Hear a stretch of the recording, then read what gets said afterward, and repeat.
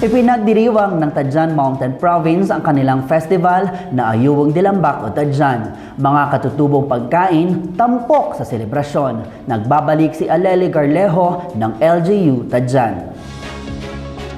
Bida ang tradisyonal at indigenous na pagkain sa selebrasyon ng 2026 Ayuwang Dilambak at Tadjan ngayong Linggo. Tampok ang iba't ibang mga lokal na pagkain mula sa 19 na barangay ng Tadjan sa isinagawang indigenous dishes partaking nitong Huwebes. Sa aktibidad na ito ay natikman ng publiko ang mga pagkaing lokal kagaya ng pinikpikan, lasdag, pako, siniktiman at marami pang iba. The indigenous dish like the kamote, the gabi, kapatupat, saig, buko, and the use of sigtim and aw-aw instead of bitchin. And also our native chicken, native pigs, and our native indigenous plants.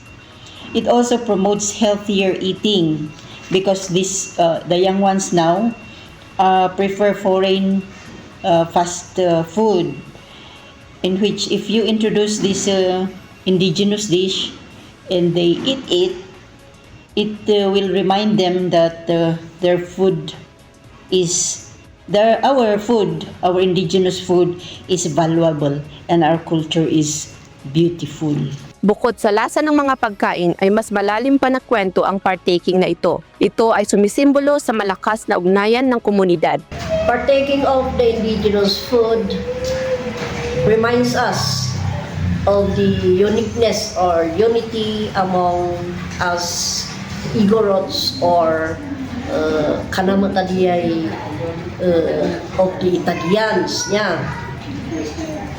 Nan munsukob ta ay mangan, sina insugudan ay makan, at usa ay panangigdo, wino parang palagip is na sasayangdan, ay agyod nan mangan sina insugudan ay makan, mangan sina naiggas,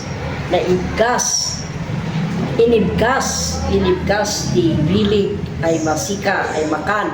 Ang indigenous dishes partaking ay isa sa mga taunang aktibidad tuwing Ayuwang Dilambak at Tadjan. Sa temang iday ang niya itadkan, agyon ay kaugalian, bakod niya dayaw di itadjan. Talaga namang ipinapakita ng Tadjan ang kanilang pagpapahalaga sa kultura at tradisyon.